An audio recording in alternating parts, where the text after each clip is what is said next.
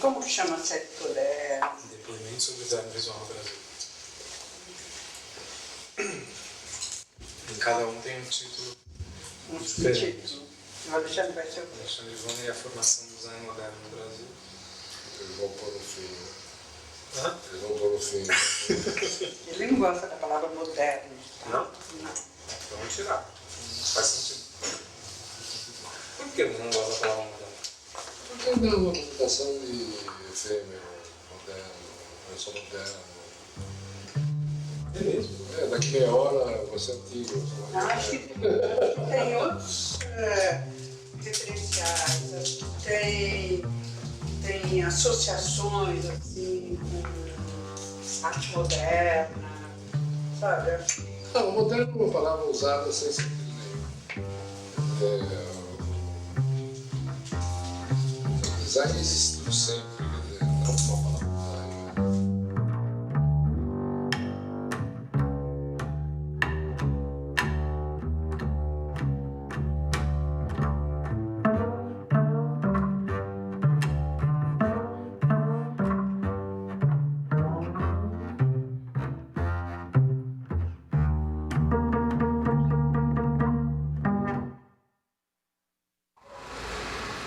Rapaziada, vamos lá?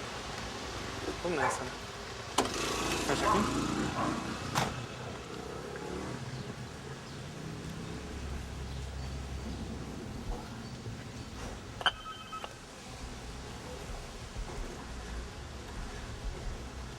Olá, Volner.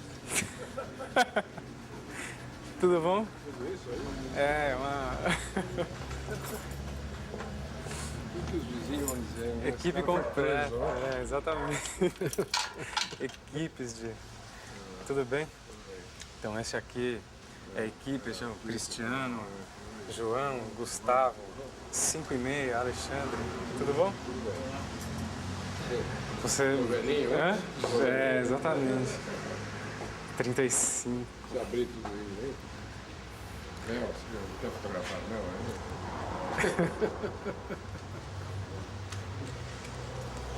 E Laís, tá aí, Vô? Aí, então, acho que ela foi deixar.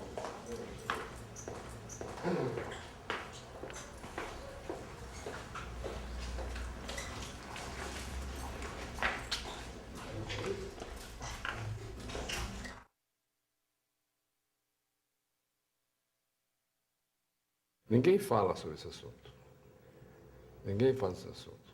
Mas ninguém conseguiu registrar a profissão de design aqui no Brasil. Tem várias escolas, tem faculdades de design. Ninguém conseguiu registrar design. Eu não consigo nem registrar no imposto sobre serviços da prefeitura como designer. Eu sou artista comercial. Você tem uma militância muito longa que é tentar convencer as pessoas de que o design tem uma especificidade, uma importância e uma fronteira profissional muito clara. E durante muito tempo pouca gente entendeu isso, ou pouca gente ainda entende isso. Penso que é uma coisa pessoal, etc. Eu aprendi a não ser pessoal. Eu aprendi a criticar atitudes ou projetos, né? Projetos que não estão de acordo, eu critico. Por exemplo, os arquitetos, uma questão de ética entre eles, etc., não pode criticar outro arquiteto. Você já viu um arquiteto? Não pode. Então, o Paulo Mendes da Rocha foi entrevistado num jornal, na Folha de São Paulo, e perguntaram para ele o que você acha do Rui Otaki, daquela melancia que ele fez da Brigadeiro, tudo, etc. Falava assim, perguntando assim. Ele falou, não, eu não posso, o Otaki que se manifeste, etc. Eu não posso dizer nada, tal, etc. Pode dizer, tem que dizer. Porque se não há um diálogo que a comunidade participe, a coisa não evolui. E a arquitetura, você me desculpe, os arquitetos presentes, a arquitetura no Brasil não evoluiu. Design brasileiro, você acha que evoluiu? Não, o design brasileiro, ele evoluiu, quer dizer, o design gráfico, né? O design gráfico, principalmente, em maior volume, ele é reconhecido no mundo todo. Existem trabalhos gráficos, assim, muito bem feitos, mesmo que seja capas de livros, que também eu não acho que seja design, mas capas de livros muito bem feitas, né? Muito bem feitas, muito bem elaboradas. Por que capa de livro não é design? Porque a capa de livro é uma ilustração do livro. O design seria projetar o livro como objeto, entendeu? Fazer os tipos de letras adequados, usar o papel adequado, usar a tipografia adequada, usar o formato adequado. Então, design é projeto. Design não é ilustração. Design é projeto. Capa de disco não é design, a lata de sabão em pó não é design, entendeu? Caixa de papelão de sabão em pó não é design. Entendeu? Se eu fizer a caixa, o volume da caixa, e fazer que o pó da caixa caia e facilite a minha possibilidade de fazer isso, é design. Mas pegar uma caixa quadrada, retangular e fazer uma vermelho e branco, isso não é design. Entendeu? Pode ainda ser design quando você faz uma linha, quer dizer, umas caixas que tem vários produtos, etc., como uma identidade de uma empresa na parte de ilustração das caixas. Agora, é interessante porque o que difere o que é design do que não é design não é a ideia de projeto. Pelo que você está falando, quem desenha uma caixa de sabão em pó, desenha uma linha de sabão em pó, de um lado, um está fazendo design, o outro não. Mas os dois estão fazendo um projeto. E aí eu queria entender o que exatamente difere. É a serialidade? É a tecnologia? Não, é a função. Por exemplo, o Gessner desenhou um projeto de sabão em pó. Né? Você deve conhecer, deve se lembrar. Não sei se eu tenho aqui. Não conheço. Você vê isso aqui, certo? São caixas que nem um sabão Omo, certo? Mas elas são estudadas com uma linha de produtos, certo? Que colocadas um a um, inclusive, formam uma continuidade. E é toda a caixa, entendeu? Toda a caixa. Então, isso aí é design. É o que diferencia da ilustração de uma caixa só de sabão. Entendeu? Mas eu acho que isso aí leva para uma questão inevitável, porque para muitas pessoas deve ser muito difícil conseguir, como você, distinguir coisas que são design de coisas que não são design. É difícil, é complicado, mas dá vontade de saber o que é design, então, para poder fazer essa distinção. O que é design? O que é design é mesmo que você perguntar o que é arte, entendeu? Não dá para definir, nem há interesse de definir. Mas fica implícito que o design se relaciona com não só com a criatividade, mas também com a tecnologia, né? Com o significado, com a linguagem, com não uma linguagem única, quer dizer, não é um signo para ser usado somente por gente que compra sabão em pó, por exemplo, né?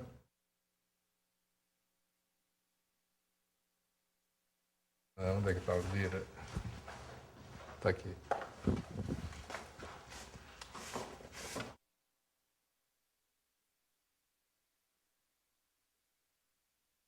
Quer dizer, aqui ele tem aqui as proporções humanas e aqui sobre as medidas, né? Então, existe um certo tipo de relação. Você vê esse um terço, tem uma certa diferenciação.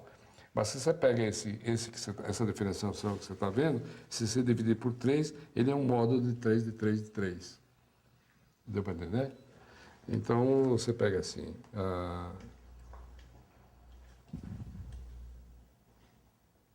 aqui estão 3, 3, 3, certo? Uhum. Se eu quero saber essa dobra do nariz, que proporção fica, você divide 3 por 3 e divide ainda 3 por 3, ela vai dar a batata.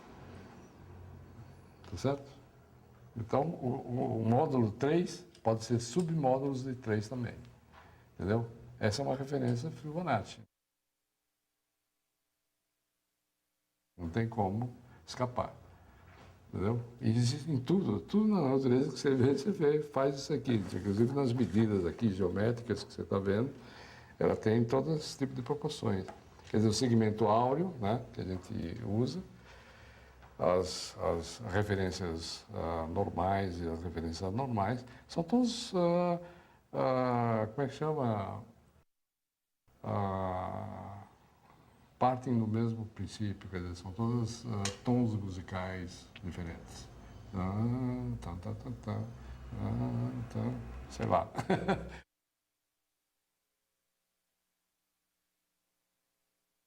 Então isso aqui é todo do problema, a solução, a explicação do problema complementar surge e quais são as referências.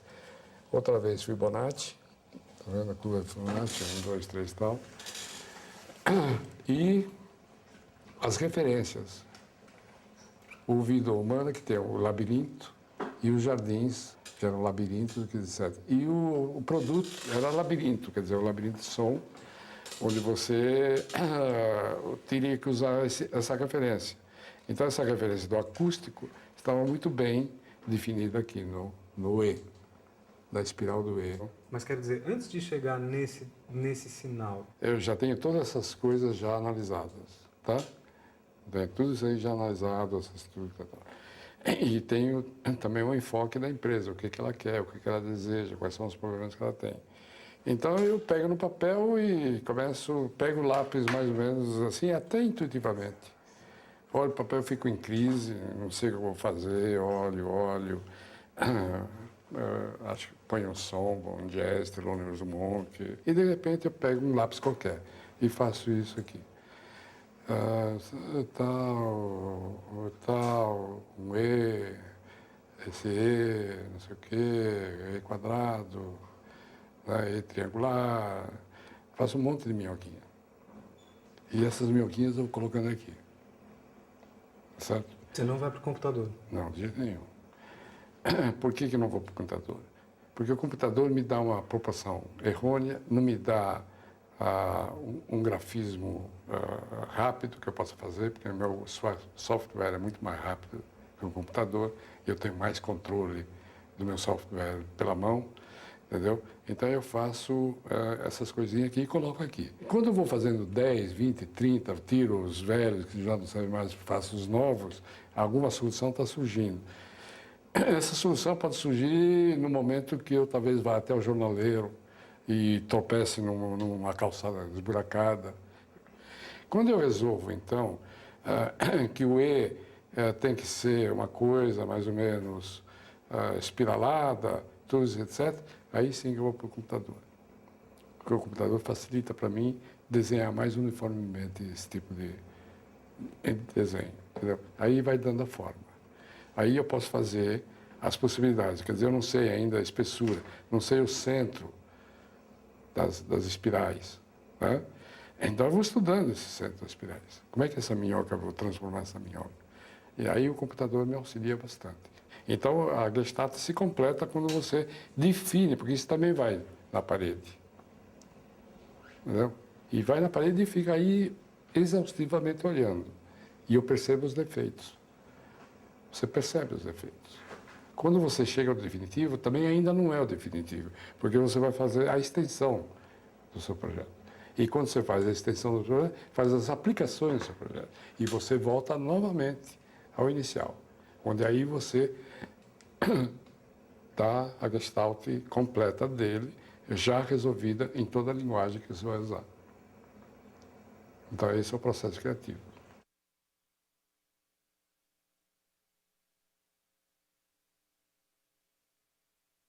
Quando você fala da Gestalt completa, é quando o projeto vira Está um pronto, todo. virou todo.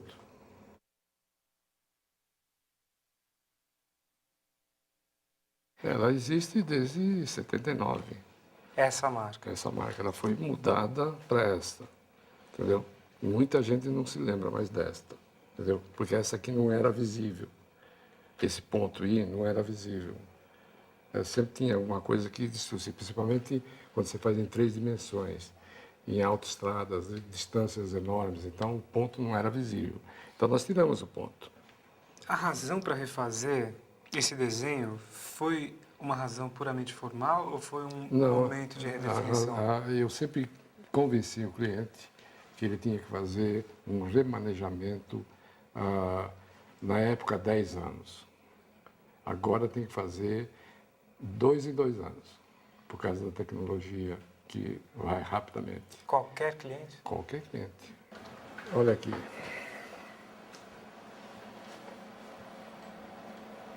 Papel, embalagem, K, floresta.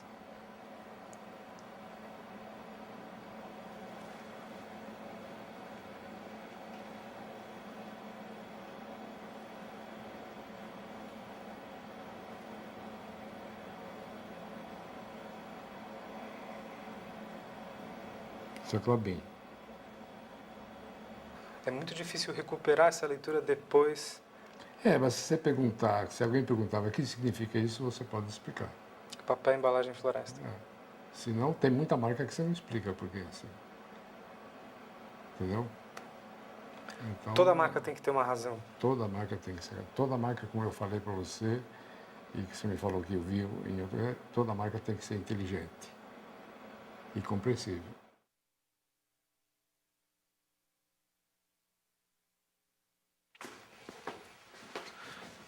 Mas então isso, você diz que é o primeiro manual. O primeiro manual feito, e é manual mesmo, porque foi feito à mão. Né? Hoje, por exemplo, eu discordo totalmente quem faz manuais impressos, porque, primeiro, as empresas são pequenas. Você não tem uso para 1000 manuais. Por exemplo, essa firma, a Companhia Brasileira de Sintética, que é uma divisão da Klabin, ela só precisou de um manual, que era esse aí. Né? Então foi feito 2, um para mim e outro para a empresa. Isso aqui é mais ou menos, você vê, 1968. O Brasil já devia estar muito mais adiantado do que isso nessa época. Mas havia pouco investimento, ninguém entendia porque tinha que imprimir um manual, o que significa um manual. E, de fato, eles tinham razão. Eles ficavam dentro da gaveta, ninguém abria isso aí. E fazia da maneira como queriam. Hoje, com template, já é bem diferente, né?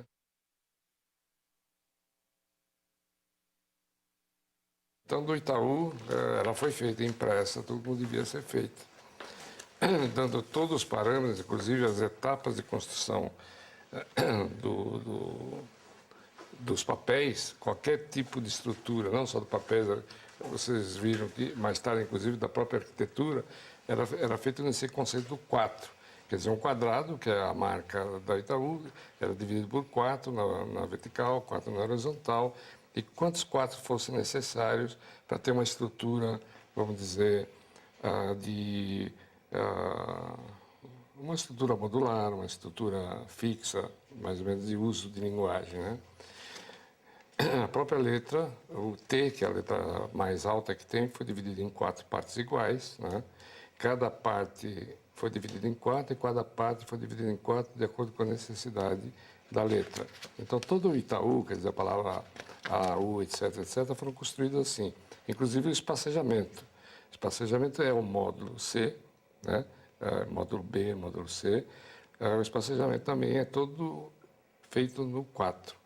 O assento, tudo é construído dentro do módulo 4.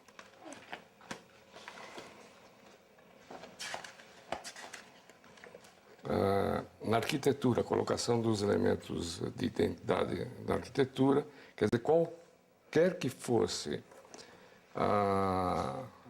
o desenho da fachada, podia ser circular, vertical, horizontal, alta, baixa, etc., etc., era sempre dividido em 4. Então, a colocação das fachadas, ela obedece a esse critério de divisão de 4 e a colocar todos esses elementos dentro dessa divisão, que é 4, 4, 4, 4, tal, tal, tal. E, inclusive, a parte interna, né? A sinalização interna, que foi também modulada pelo sistema 4, né? 4, 4, 4, fechado, quer dizer, ficava dentro dos clichês, né? Tudo isso aqui, gerência tal.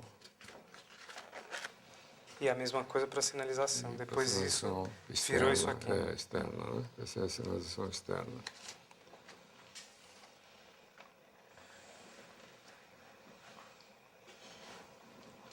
E eu acho que o Banco Itaú foi o primeiro a exercer esse tipo de atividade em todos os departamentos, usar um critério de design bem identificado, né? Bem Quanto consequente. tempo demorou para desenvolver? 3 anos para apresentar esse trabalho para o Olavo Setúbal. 3 anos. E para implantar? Para implantar foi constante. Então a gente briga muito com a agência justamente para obedecer essas coisas. Então, o Itaú, por exemplo, é um grande exemplo. No Itaú você tem a marca, vamos dizer aquela marca que hoje é azul e amarela, com o nome Itaú, aquele quadrado, mas na televisão aparece um Itaú tipo arroba, né? Então, quando o cara faz um Itaú e apresenta várias vezes, fazendo aquela curva, né, aquela espiral e fazendo ponto, qual é a marca do Itaú? Entendeu? Então ele destrói a marca original, ele começa a dar uma nova identidade da marca.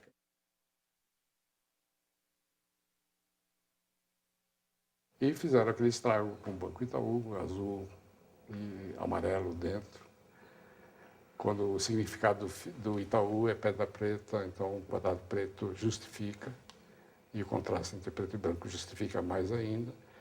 E as 2 orelhinhas, que é simplesmente para identificar dentro do contexto urbano, que é cinzento. Foi nessa fase de dar um novo significado. Então a gente diminuiu as faixas, está vendo?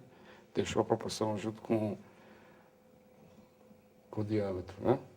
Com o raio das curvas, que já dava uma proporção até melhor para o Itaú, tá certo? Mas ele achou que devia pôr amarelo e azul, porque o Roberto, que o Olavo tinha saído ali e deixou para o filho, né? Que é o Olavo Roberto. Setúbal. Deixou para o Roberto. E o Roberto queria marcar o início da atividade dele no banco com essas cores. Mas eu falei, bom, aqui não dá pé, porque azul, amarelo e laranja é demais para fazer. Não, mas eu quero. Eu falei, bom, se eu quero, tudo bem. Se eu preciso do desenhista, não preciso do design. Tchau, tchau. Petit tremeu nas bases. E achou que ia perder a conta. Mas isso foi a reunião de apresentação. Foi. Agora, o Itaú era e continua sendo um dos maiores bancos do Brasil. Sim. A mudança da marca aparentemente não afetou Não, esse desempenho. a marca não tem essa importância de dar qualidade. Quem faz a qualidade é a própria indústria. Indústria, o banco, a instituição. Tá certo? Ela só reforça, ela é a impressão digital para você reconhecer quem está falando. A marca não tem essa importância.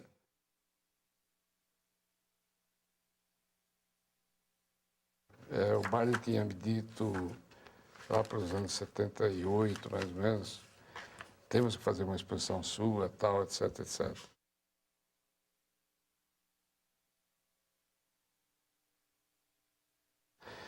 E eu falei, bom, fazer com o quê, etc.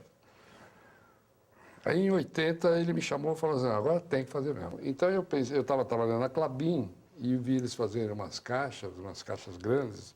Eu falei, pô, isso aqui vai servir como painel da minha exposição. E eu vou fazer o seguinte, não vou pendurar nada, eu vou desenhar nesses painéis. Então eu peguei um projetor, pus os slides lá, projetava e dei mais ou menos um conceito da exposição e comecei a desenhar, a pintar tudo. Então todos os painéis, deixa eu ver aqui, todos os painéis dessa exposição foram feitos tudo à mão. Eu projetava isso e desenhava.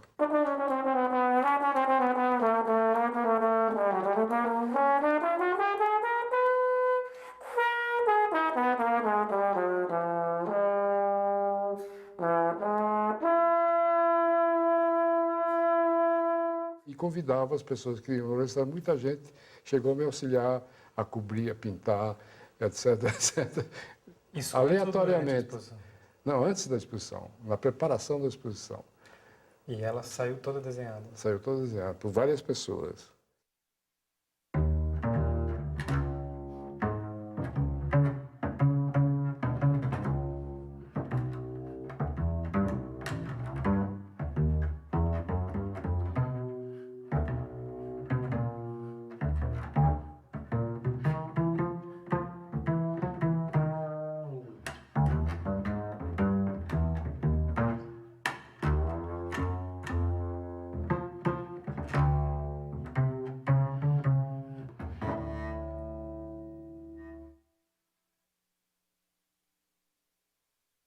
a coisa estava mais ou menos normal, eu fazendo meu curso de científico, me preparando para fazer arquitetura, minha mãe insistia mesmo, quando eu vejo um anúncio num jornal, que era o Diário de São Paulo, um anúncio, o Museu de Arte vai abrir um Instituto de Arte Contemporânea.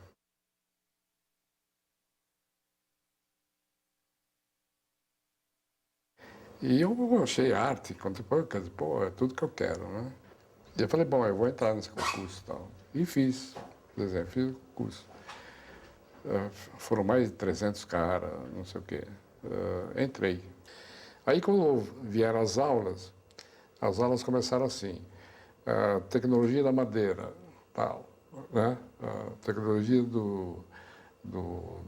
de pedras, tecnologia, tudo era coisa de construção, né? Mais ou menos assim, vinha ferro, laboratório, fotografia. E eu não sabia nada. Mas você esperava isso? Não esperava isso, eu esperava só desenhar. Aí, quando começou a entrar no problema de design, que o Bardi dava as aulas teóricas, quer dizer, o significado do design, tudo, da Bauhaus, tudo isso, essa coisa que a gente não conhecia, muita gente não conhecia aqui no Brasil o Bauhaus naquele tempo, em 1951. E um dia eu estava lá no museu e vi uma vitrine, assim, cheio de potes egípcios, astecas, tudo isso assim, e uma máquina Olivetti no meio. Aí eu falei com o Flávio Mota, que era secretário do Bardi. Flávio, pergunta para o Bardi, acho que ele esqueceu uma máquina de escrever na vitrine. Aí o Bardi, o Mota foi falar com ele, e o Bardi veio, se interessou pelo cara que falou isso e explicou para mim que a máquina de escrever é uma coisa que o pote, na época do pote, que era um objeto útil que existia na época, etc., que fazia parte da cultura de um grupo primitivo, tal, etc., e hoje a máquina de Olivetti faz parte desse nosso grupo coletivo, tal, etc, etc. Aí comecei a perceber esse tipo de coisa. Essas fotos dessa época, da UIAC, elas estão aqui com você, né? Estão aqui comigo, mas vai ser difícil achar, se vocês tiverem paciência. Sem problema.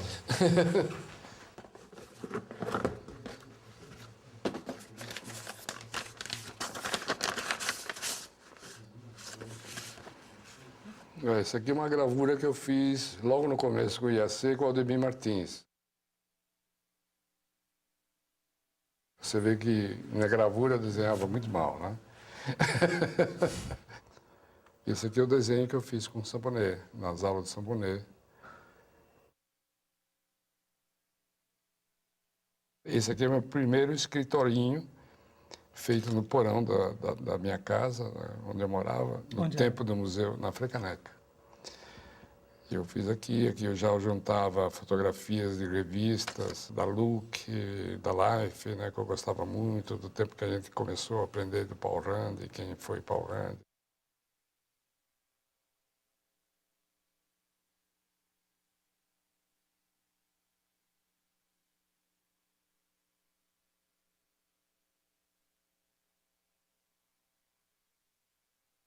O que atraía você no trabalho do Paul Rand nessa época? Essa limpeza, esse equilíbrio, as coisas não desenhadas, as coisas com fotografias, coisas montadas com grafismo inteligente, né, que a gente percebia, quer dizer, a gente percebe isso, você não precisa nem, às vezes, nem entender as coisas, você percebe o que é bom, entende? Você percebe. Essas revistas, Art Direction, tudo isso, etc., eram coisas impressionantes. Realmente, com o Paul Rand foi um encontro.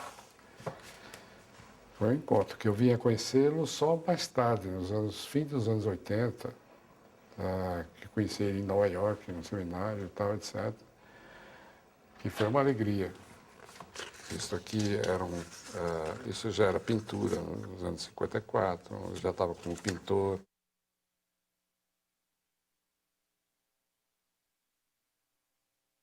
Mas isso é um desenho mesmo. Esse é um desenho, mas é um projeto do quadro, né?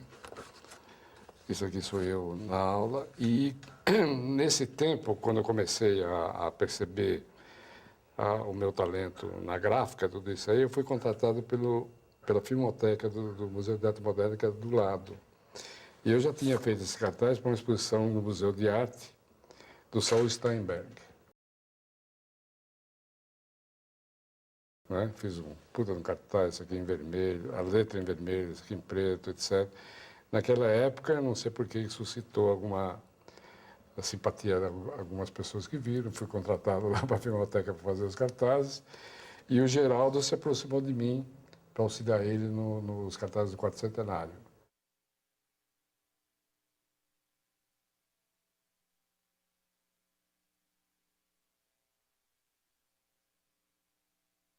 Ele já tinha ganho o concurso do Quarto Centenário e ele foi contratado para fazer os festivais, Festival de Cinema, Revoada.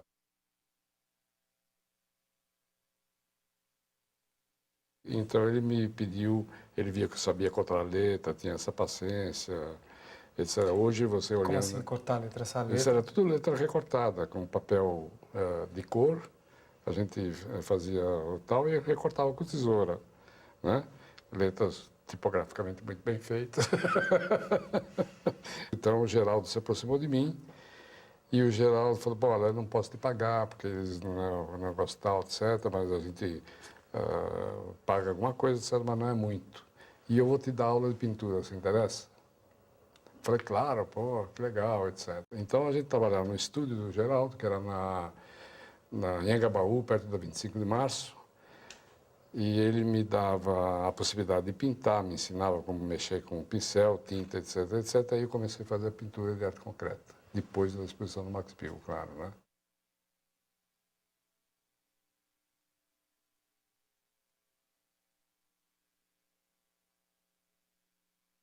Já no tempo dos artistas concretos aqui, quando eles começaram a se reunir, Grupo Ruptura, né? Eu comecei então a aparecer nesse momento, na pintura. E quando um dia o Bard chega lá na sala de aula e pergunta, ô Alexandre, vem cá, tal, você está disposto a me auxiliar a montar uma exposição? Eu falei, pô, claro, não sei o que, disse que lá. Bom, então você vem, nós vamos fazer uma exposição de um designer suíço famoso.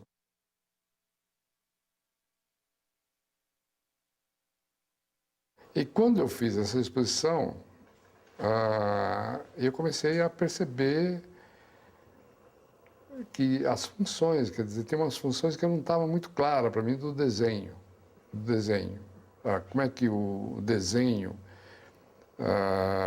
pode ser adaptado em fazer produtos, etc., formas. E eu fiquei quase que paralisado, assim, me deu como se fosse um choque. E aí eu comecei a perceber, sair, foi nesse momento que eu saí da idade da pedra, da idade do negra, né, tal, etc., que eu comecei a perceber um pouco mais. Montando a exposição do Max Bill. Com a exposição do Max Bill. Essa exposição do Max Bill tinha alguma coisa a ver com a divulgação da Escola de Uma? Não, não tinha nada a ver. A divulgação era do Max Bill, todos os trabalhos dele. Quando ele veio em 53, ele perguntou para o Bard qual é o brasileiro que podia ir para lá, tá certo? Então o Bard falou, olha, tem dois, cara, tem o Geraldo de Barros e tem o Alexandre aqui. O Bill, em princípio, ele escolheu o Geraldo, porque o Geraldo tinha mais experiência, também era mais velho, tudo isso, etc. Mas o Geraldo não podia ir porque ele tinha recém-casado. Então o Bard e o Geraldo me indicaram, entendeu? E o Bill fez uma pequena entrevista comigo e não sei por que eu fui aprovado.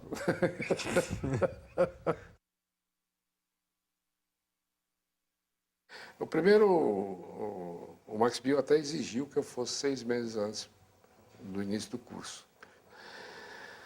Aí eu cheguei em UME, entrei em contato com a escola e falei da minha preocupação. Eu falava inglês, não falava alemão. Então eu fui recomendado a fazer o curso da Goethe Institut, né? E trabalhar junto com o Einstein, no escritório do Einstein. O Einstein tinha um escritório dele na cidade.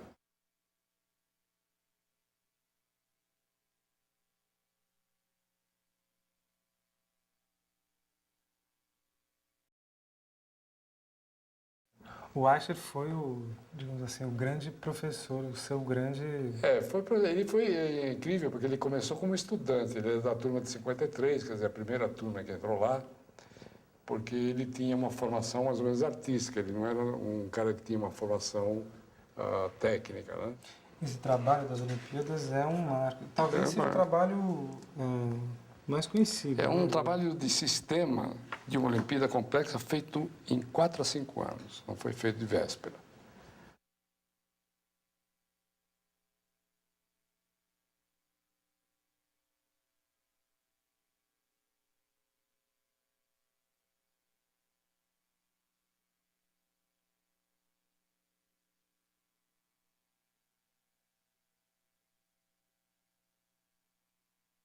As pessoas tinham que insistir para ele fazer os trabalhos. Se não fosse um trabalho com certa seriedade, ele não aceitava. Tinha que ser um trabalho completo, bem desenvolvido. Nesse sentido, ele fazia o trabalho. Mas o que significava um trabalho completo, bem desenvolvido para o Asher? Para não fazer somente um folheto, ou um livro, ou uma marca. Então, para ele, não existia isso. E quando eu estava trabalhando no estúdio dele, que era esse estúdio 5 aqui, que foi um estúdio dentro da escola,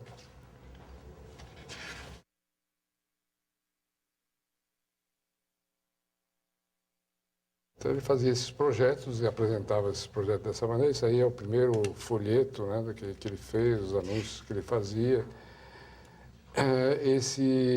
Os alunos que frequentavam esse ateliê, eles ganhavam pelo projeto. A escola de fazia projetos para empresas privadas. Fazia.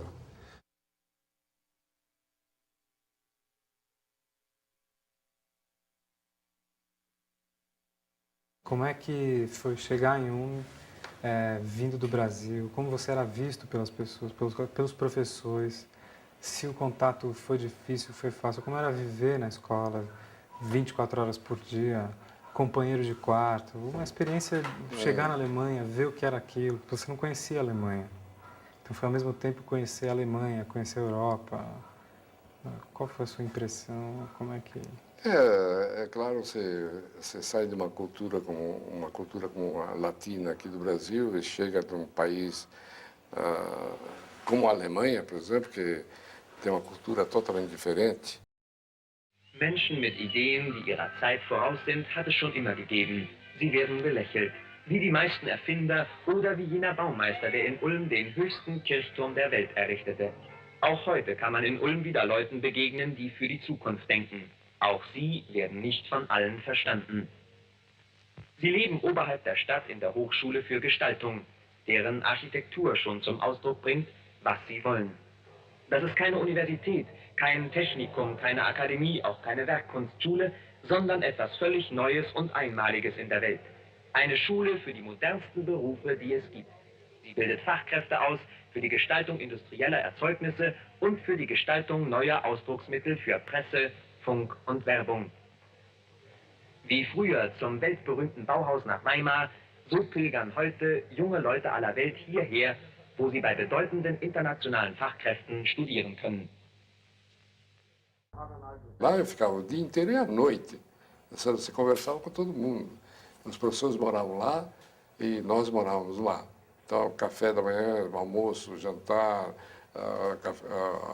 happy hour, qualquer coisa. Tal, à noite você encontrava com os professores, então estava constantemente. E depois você tinha que explicar as suas ideias para um grupo de pessoas, você ficava com medo, né? Será que estou fazendo uma coisa certa? Vou me malhar, vou perder, né? Nada disso, você falava, eles incentivavam você, entendeu? Porque eu também não falava muito bem, me incentivavam e tudo isso, etc. E entrou um monte de ensinos abstratos. Aí começou a entrar física, geometria, matemática, aritmética, semiótica, significado, percepção. Tudo isso é coisas que para mim foi um deslumbre.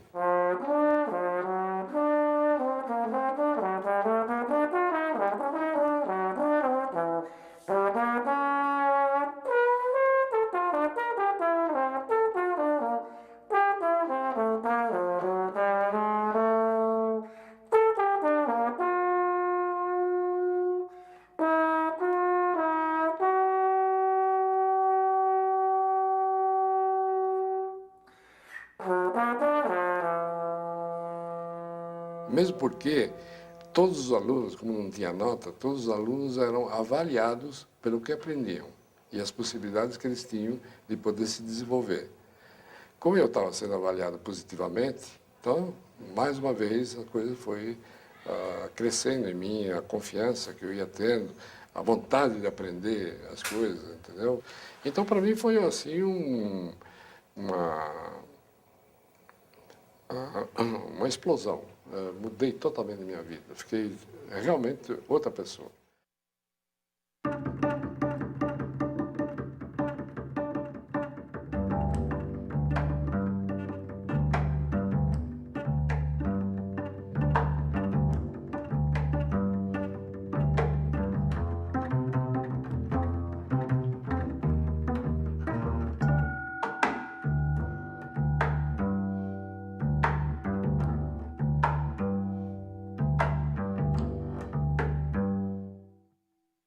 Porque isso ficou claro lá em UME, que lá não ia ensinar arte e nem ia ter as possibilidades de você fazer ateliê artístico e tal, etc. Mas você, quando foi para lá, também era pintor. Eu era pintor quando eu fui para lá, mas logo depois eu comecei a perceber e desisti de ser pintor, porque a comunicação que a gente fazia lá era praticamente a mesma coisa que a gente queria fazer como pintura, né? Fazer uma coisa conceitual, dar um conceito e ter uma função para as pessoas de um progresso, ter relação de cores e formas, etc. Você faz um projeto, você faz a mesma coisa. Então, há necessidade de você dividir esse esforço, entendeu, entre duas profissões.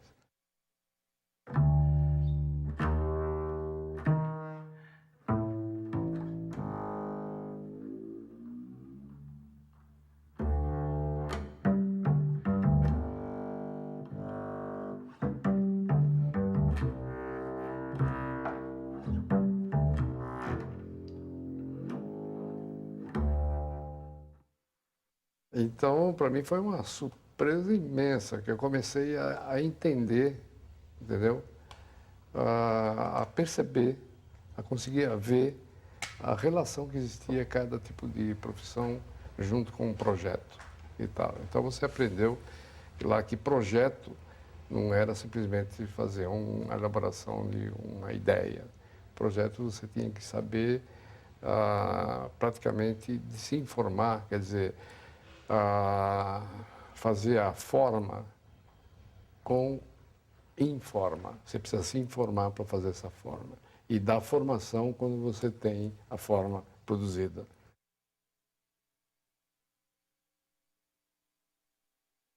Isso quando eu voltei da Alemanha, na Form-Informe, né? O primeiro escritório que a gente teve.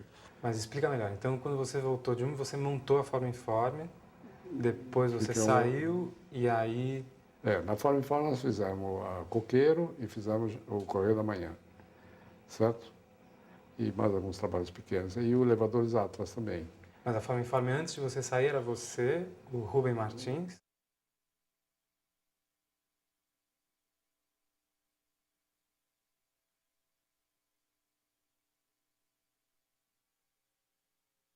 Walter Macedo e Geraldo Barros. O Geraldo de Barros. A coisa ia ser mais para publicidade, etc. E eu não estava afim, e o Geraldo também não estava afim, então nós dois saímos.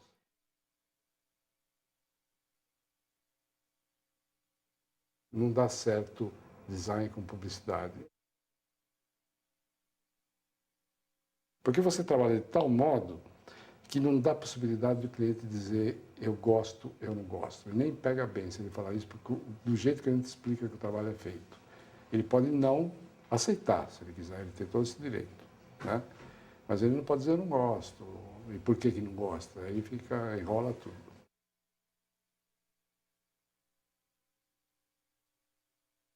Por exemplo, a diferença a minha com a Luiz Magalhães,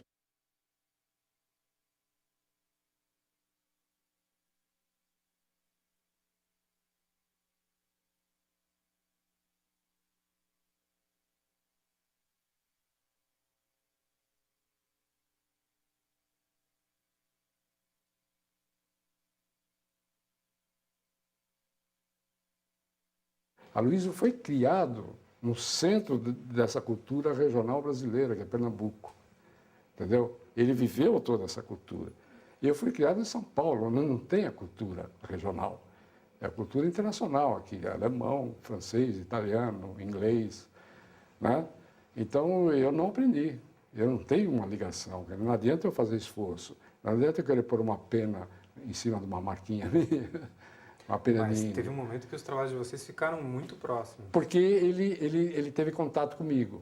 No concurso da Varig, De 60 e... 62, aliás, desculpe.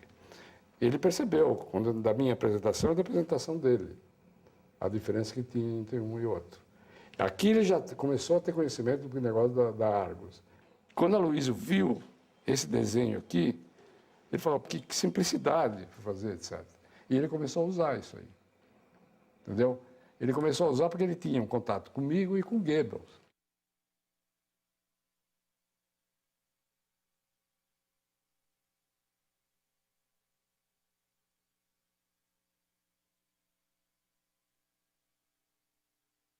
Quando ele viu isso? Em 59. 59. É.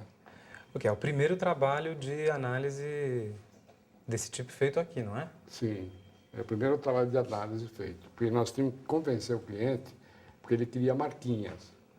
Ele queria 10 marquinhas, como todo mundo apresentava. Eu falei, não posso fazer 10 marquinhas, porque isso exige, isso exige. E uma solução é só uma solução que a gente pode fazer.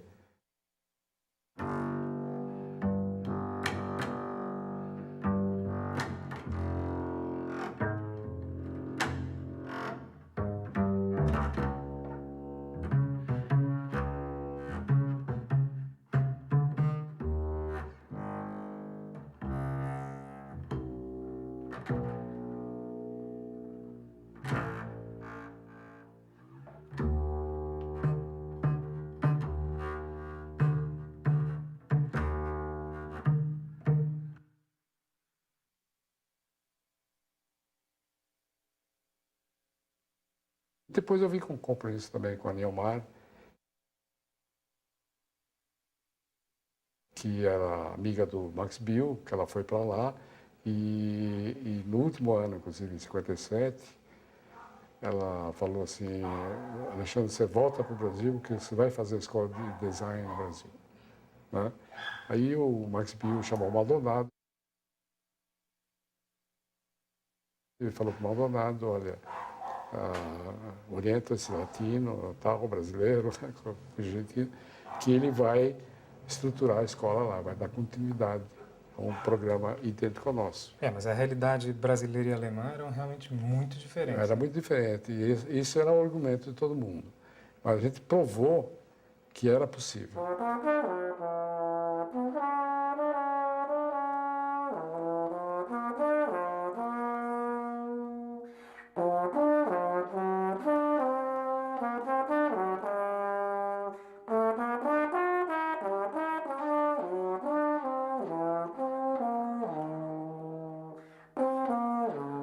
Você era um aluno recém-formado, Era basicamente. recém-formado, entendeu? Com a tarefa de montar uma escola. Com essa obrigação, que eu senti uma obrigação, porque eu tive que pagar um favor da Neomar. Mas com prazer, uma coisa que eu fiz com prazer. Quando foi fundada a EG? 63. Você fez o currículo da EG? Como é que ele foi montado? Nós fizemos, quer dizer, eu, Berg Miller,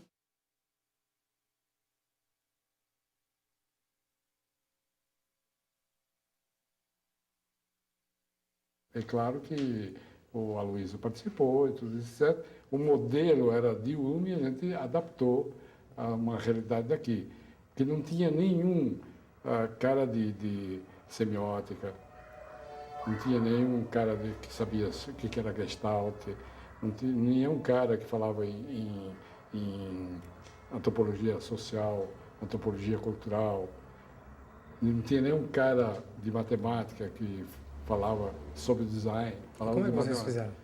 Nós convidamos alguns caras, porque como nós estávamos dentro de uma estrutura acadêmica, nós tínhamos que pegar professores que estavam sobrando e a gente preparava eles. O Zuenir de Ventura era um, que ele era jornalista. Entendeu? Mas ele não sabia nada de design, ele aprendeu lá. E se deu muito bem. Entendeu? O Zuenir se deu muito bem. Foi um grande professor, um grande colega e tudo isso. Ele dava aula de quê? Dava aula de informação. Você dava aula de quê? Dava aula de comunicação visual, design visual. Genérica, mas teoria, prática, Mais exemplos prática, históricos. mais prática. Agora, muita gente diz também que você era um professor implacável. Eu sempre fui implacável, sou implacável até com minha mulher, até com o cachorro, às vezes.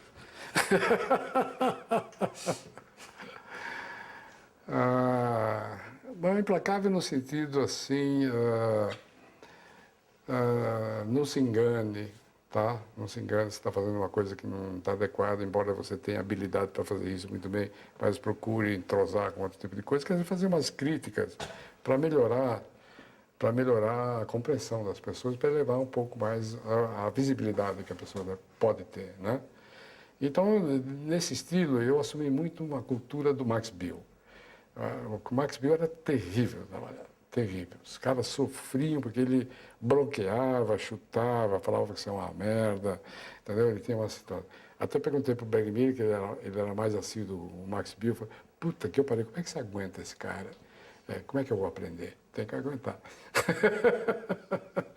O duro é dar criatividade, entendeu? Você não ensina a criatividade. Você dá umas certas consciências de como que a criatividade, o que exige para você ser criativo, quais são as possibilidades que existem dentro do seu consciente, do seu inconsciente, das coisas que você aprende agora, aprendeu antes, aprendeu depois, como é que você usa nesse desenvolvimento da sua criação. A gente só tinha aula de manhã, né? Quer dizer, 4 horas, como todas as escolas aqui no Brasil. Os alunos eram estudantes semiprofissionais, não eram profissionais estudantes, né, como era em UME e tal. Mas a ESG, então, realmente era completamente baseada no modelo de UME. Era, em princípio, até os anos 70, 72. Quando veio a Carmen Portinho, ela começou a dar artes. Então, ela convidou a Regina Katz, né? Então começou a ficar artes de ofício. O Berg Miller ficou lá, ele deu uma dura e eu ganhava um tipo de salário de transporte, que ia de avião, né? Eu morava aqui em São Paulo, então ficava segunda e quarta-feira lá, morava na própria escola, mas o avião, etc. E a Carmen falou assim, o avião não dá mais, porque não tem verba, aquela coisa toda, etc. Então me puseram para ônibus. E eu falei, ônibus não dá mais. Então, como é que fica? Como é que fica? Eu falei, vocês resolvem, quando vocês resolverem, eu volto. Me deixaram fervendo, né, como é que chama? Em fritura. Nunca resolveram. Eu participava em algumas reuniões da escola, mas não participava mais como professor. Fui representar, inclusive, o Ministério da Educação sobre design, tanto na Alemanha, como em Viena, como em Tóquio, etc., mas não reconhecido pela escola.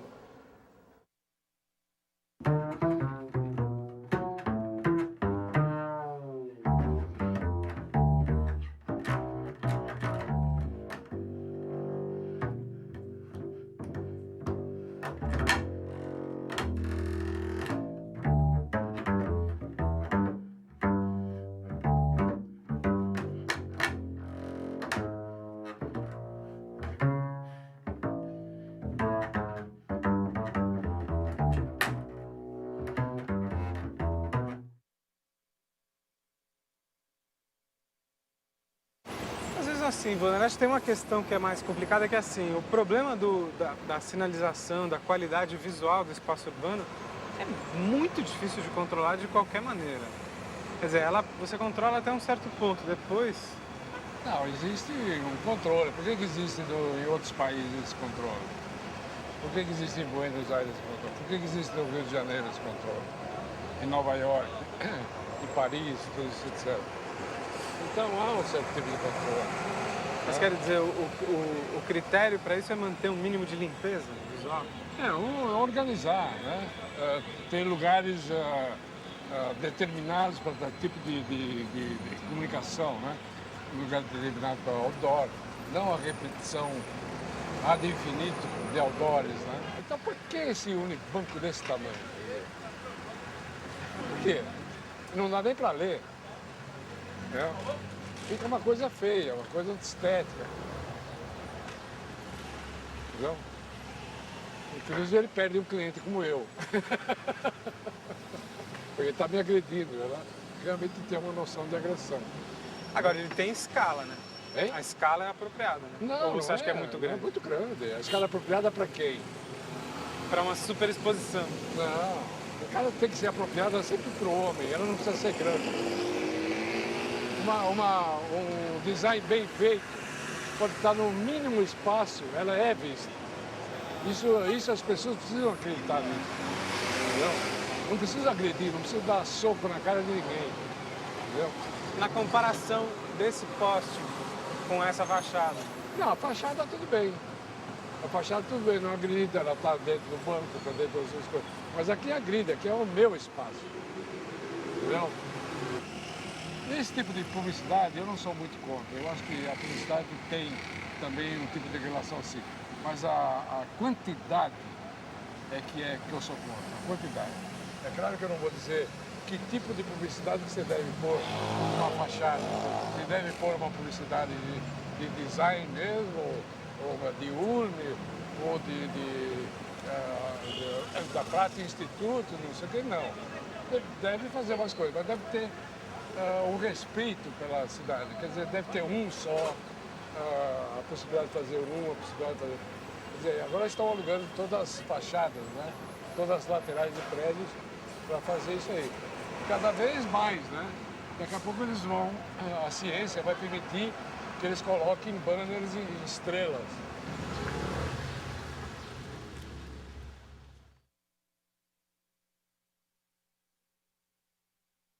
Do mesmo jeito que ontem a gente pegou e fez um passeio pela cidade, comentando o espaço, eu queria fazer um passeio rápido por outras identidades. Isso aqui é a marca do Pan-Americano, os Jogos Pan-Americanos no Rio de Janeiro, que foi objeto de concurso e que está sendo desenvolvido agora para aplicação. Mas isso é só a marca sem o sistema, né? O problema é difícil fazer o sistema nisso. É uma marca que realmente eu pessoalmente não gosto, porque ela é confusa, não é rápida, não é significativa, é uma marca efêmera. Essa aqui, por exemplo, é uma marca... É uma marca da Unilever, eu vi que foi feito lá na Inglaterra. É uma marca... Eu não li a razão de fazer esse tipo de marca. Eu até poderia dizer assim, essa marca aqui, assim, ótimo. Beleza, é simplesmente uma estruturação, quer dizer, uma retícula que é bem possível de fazer. Mas eu não entendo fazer uma coisa assim especial com outra coisa especial.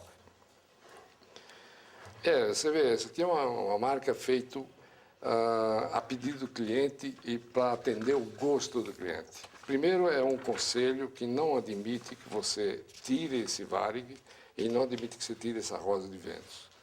Tá certo? Mas também não precisava chegar a um cúmulo tal de escrever essa palavra Brasil de modo islâmico. O islâmico, ou pergunto, será que é islâmico ou será que é serpentina de carnaval? Quer dizer, o que significa essa letra? Eu achava sempre essa marca do Nike muito boa. Ela representa um bumerangue e E realmente, em pouco tempo, não precisava mais da palavra Nike, quer dizer, não precisava mais da palavra para referenciar. Essa aqui entra junto com a Varig na discussão do papel das companhias aéreas e das marcas gestuais também. Não, isso é uma marca muito feia, quer dizer, eu não quero nem discutir. Eu não sou contra a marca gestual. Eu não faço marca gestual, só isso, né? Porque eu acredito que eu tenho que fazer, como você está vendo, as coisas mais complexas possíveis para não haver dificuldades depois nas aplicações, né? Que qualquer pessoa pode aplicar depois, né? Não é só o autor que pode aplicar, né? Porque a marca gestual é uma marca de autor. E eu sou, mesmo que eu faça as marcas são minhas de autor também, mas o autor não aparece muito. A FedEx é uma marca, se não me engano, é a Landa mesmo que fez, né? Uma marca feita para a Landa é uma marca feliz, é uma marca realmente para ficar, é uma marca muito boa. Essa seta é excepcional. Você vê, tudo é simplíssimo, mas ela tem uma estrutura e tem um comportamento nas embalagens do FedEx, não sei se você já teve é perfeito. É uma marca. Você acha que ela nasceu da ideia da seta, não? Não sei, acho que não. Ela foi percebida. Ela foi percebida assim no quadro, tal, ela foi percebida. As pessoas têm esse poder de perceber intuitivamente, inclusive, o que é bom e o que não é bom. Todo mundo sabe quando tem uma lixeira aqui na frente da minha porta, todo mundo sabe que a lixeira é vagabunda, é péssima, etc. Destroem, dão um chute, quebram, etc. Todo mundo sabe disso. Quando a coisa é muito bem feita, há um respeito pela coisa, entendeu? E você se faz respeitar.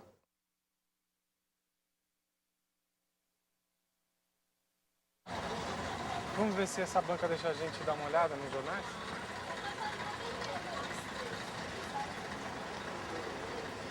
Não tem jornais. Não? Não. Tem jornal? Não, tem todos aí. Jornal da Tarde, Globo, Folha, Diário, Tá. Estado. Tá.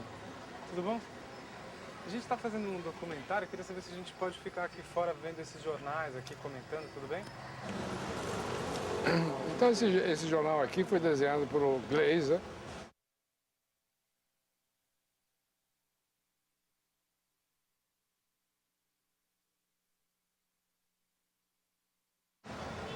Que eu fico só em dúvida se o Glazer fez essa solução de grafismo, como você está vendo assim, com fios, com o globo em negativo. Então, 5 colunas, 6 colunas, né? Essas colunas são menores do que essa. Mas esse diagrama não tem que ser flexível? Não. A parte estrutural do jornal, ela pode ser flexível se você usa meia coluna, mas não um décimo de coluna a menos. Então ela dá uma desordem total, uma desordem visual quando você está lendo. Isso faz parte da identidade do jornal? Não, faz parte do processo de adequar uma leitura a uma pessoa humana. Então deve haver uma estrutura. Quando você faz uma estrutura, você sabe as possibilidades que existem de você usar na estrutura qual é o corpo de tipo que você usa semelhante a outro corpo de tipo, etc. Daqui, desses jornais, o Jornal do Brasil, que está aqui, também reformulou recentemente o projeto. Texto centrado, texto não centrado, aqui centrado, novamente, espacejamento demasiado. Eu duvido que essas pessoas entendam um pouco de tipografia, um pouco de leitura, um pouco do que deve ser. Então aqui você vê que é a mesma coisa que tem do Estado de São Paulo. Entre essas duas colunas tem um espaço tal. Entre essas duas colunas, porque é um outro assunto, tem um espaço. Por quê? Para diferenciar uma matéria da outra? Não há necessidade.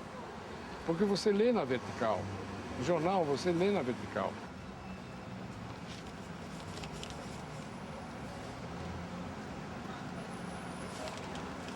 O Jornal da Tarde, pelo tipo de jornal que é, eu acho um dos jornais mais bem resolvidos aqui em São Paulo. Entendeu? É um jornal vespertino, que mantém a tradição dos jornais vespertinos do mundo todo. São chamadas, não existe nada de texto na primeira página, são chamadas como se fosse um cartaz. Compre isso aqui, você lê tudo isso aqui nas páginas internas, etc, etc. É um jornal que se permite a fazer muitas cores, muitos elementos assim, de visualidade efêmera. Bom, isso é o que eu estava dizendo para você. Esse jornal, ele não mantém a horizontalidade, ele mantém a verticalidade como todos os jornais são, entendeu? Você lê de uma maneira vertical. E mesmo que tenha duas notícias diferentes, quer dizer, colunas de notícias diferentes, como é Estado Restore, Normal Style with Cuba, aqui não há espaço maior. Por que faz espaço maior? Entendeu? Então, quem fez esse jornal conhece tipografia. Diga uma coisa, tem esse Clarim aqui, que é um outro formato. Eu não sei se Clarim, ele é reimpresso. não, ele não é reimpresso, mas ele foi também feito na Espanha. Ah, é outro? É outro produto da Espanha, entendeu? E você pode fazer uma comparação do Clarim com o Jornal da Tarde. Eu prefiro o Jornal da Tarde, entendeu? Porque também aqui não tem Esse é um texto. outro logotipo não centralizado. Bom, tudo bem. Isso. Parabéns para eles. Mas existe a possibilidade, né? Você vê. Mas isso não melhora o jornal por causa disso. Obrigado, hein?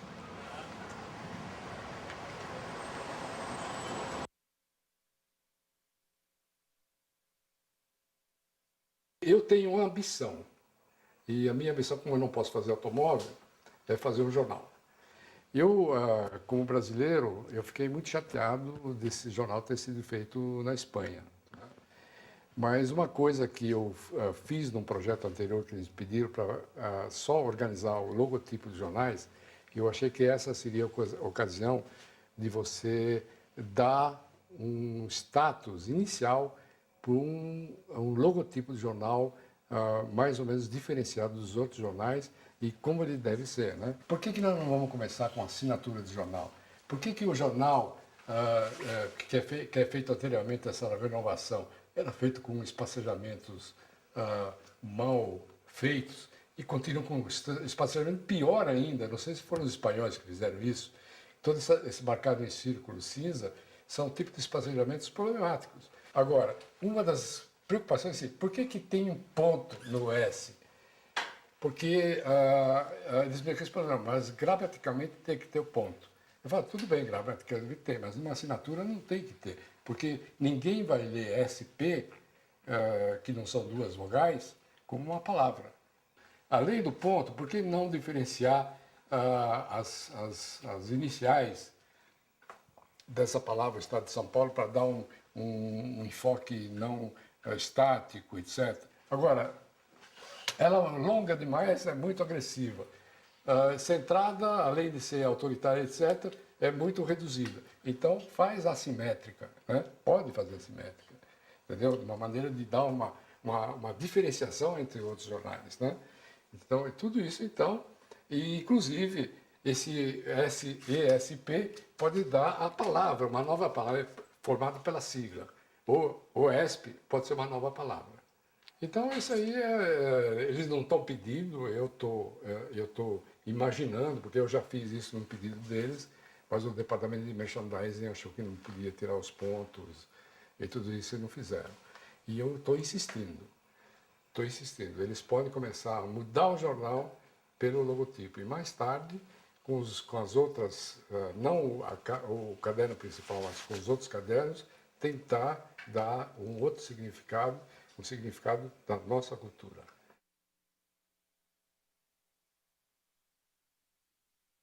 Tem muita gente que qualifica você e outras pessoas que trabalharam com você como designers cosmopolitas, que não estão preocupados com a identidade nacional. Não, nós estamos preocupados com a coisa, só que não estamos preocupados com a identidade nacional, pegando com coisas dos índios, porque isso nós perdemos.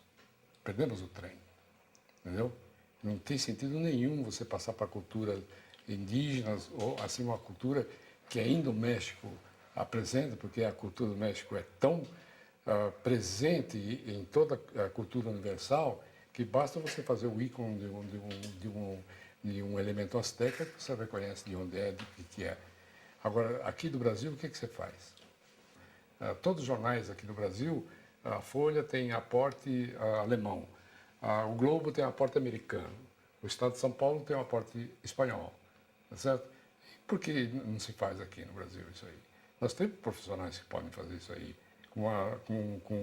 com o jeito brasileiro de fazer jornais. Então, qual é o dado local que entra? Vamos supor, você está num jornal, você tem o diagramador, você tem o designer, você tem todo mundo, as máquinas são todas estrangeiras, os diagramas... Sim, mas a maneira de você fazer, falar e visualizar.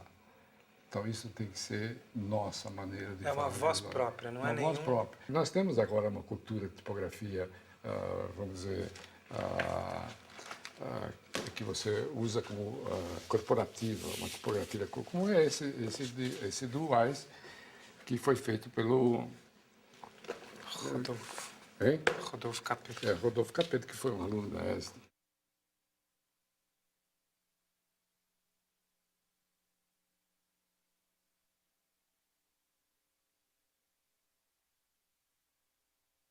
E ele fez uma cultura, uma letra brasileira.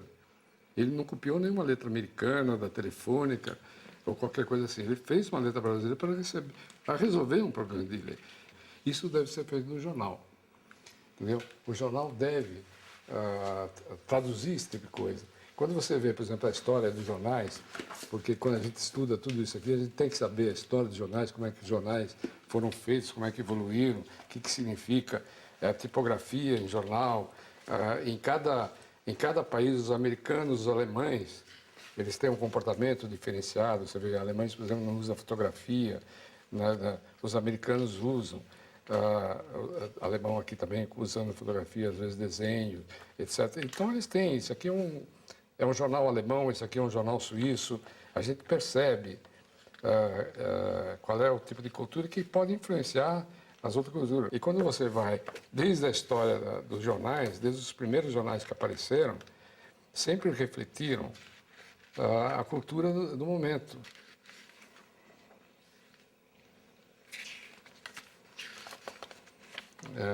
Que é muito interessante ser como os jornais apresentaram essa queda do 11 de setembro e como o New York Times apresentou essa queda do 11 de setembro.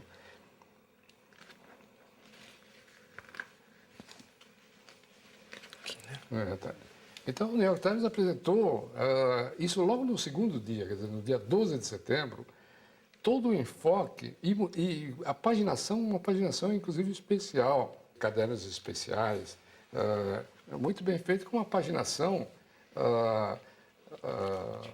espetacular. Isso nos dias seguintes. No dia seguinte. Quando Amílcar de Castro reviu o projeto do Jornal do Brasil,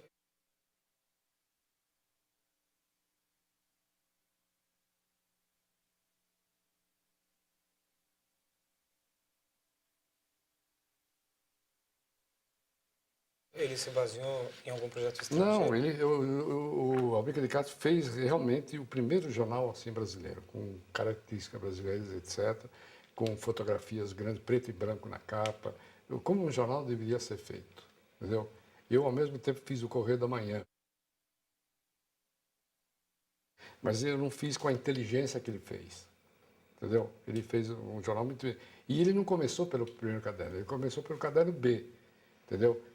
Que era o laboratório do jornal. Nós temos que fazer assim, nós temos que fazer um jornal, tem que ser um laboratório. Eu fiquei pensando, depois daquela nossa conversa, se existe realmente uma identidade brasileira, porque nós sempre fomos um país colonizado. Mesmo os índios que vieram para cá trouxeram culturas de outras regiões, entendeu? De outras regiões que foram manifestadas aqui, foram mantidas aqui e tudo etc.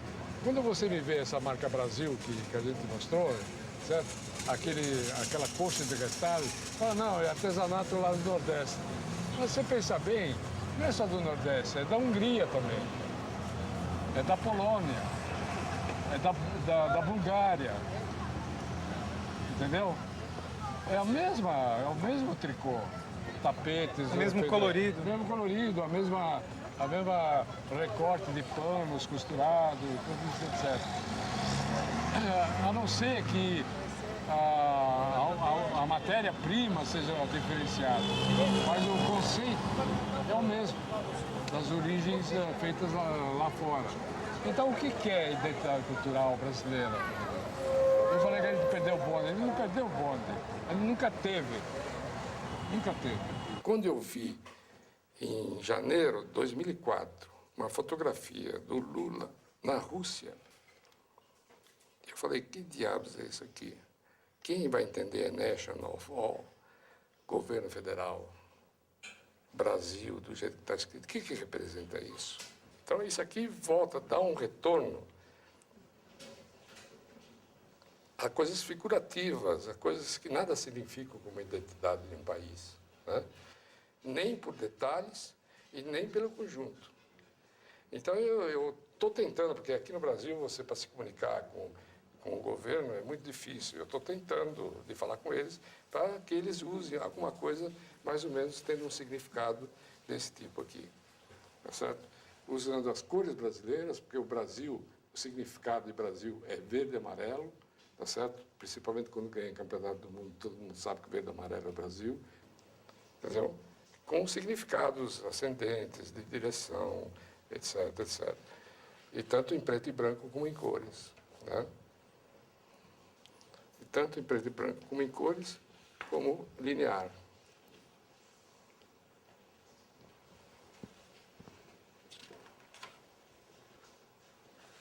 Nas reduções e a relação que isso deve ter com os próprios ministérios. Não ser maior do que os ministérios, porque a tendência atual é fazer do mesmo tamanho, né? Então, isso poderia ser uma possibilidade de uso nas três versões, em cores, em cinza ou traço. Isso aqui partiu de uma motivação, por eu ser brasileiro, de ver que no exterior é apresentado um elemento desse porte aqui. Que isso me envergonha.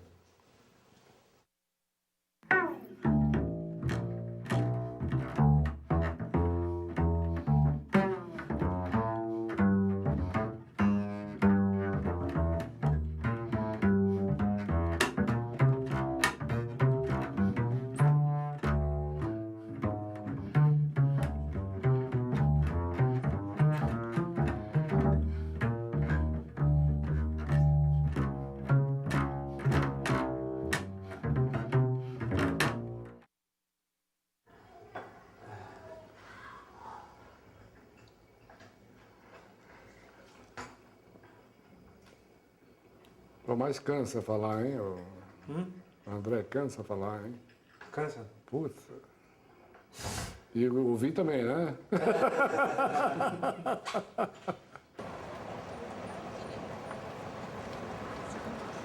Bom, também longe de mim dizer o que é ótimo, perfeito, etc. E, dentro do meu ponto de vista, dentro da minha experiência, é que eu posso dizer alguma coisa. Mas tudo que eu estou dizendo é para ser discutido também. Eu não quero, eu não tenho esse propósito arrogante de ser o dono da verdade. Eu quero é diálogo, como eu falei. Falta diálogo aqui no Brasil para discutir esse tipo de coisa. Quando a gente fala sobre essa sinalização, você mencionou do Calduro. Não é a Calduro, é a sinalização de São Paulo, entendeu? Que a gente sabe que Calduro que fez.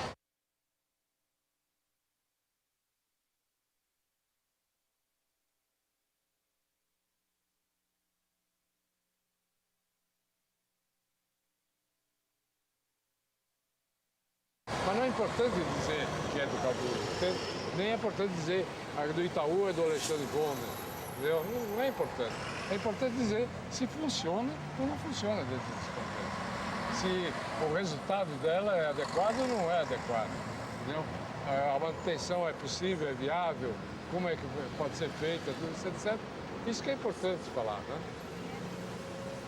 Isso que é importante discutir. Eu espero que depois dessas manifestações, que às vezes parece muito agressiva, mas eu espero que haja um diálogo mesmo.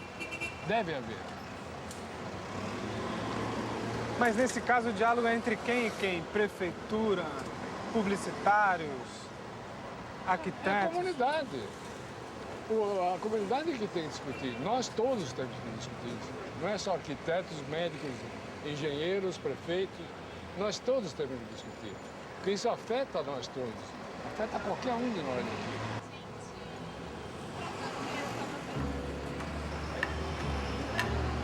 Vamos até a Brigadeiro? Hein? Vamos até a Brigadeiro? Tem alguma coisa a ver? Não sei o que é nada. A gente pode só fechar o passeio, a gente pega lá. Comer uma pizza lá, né?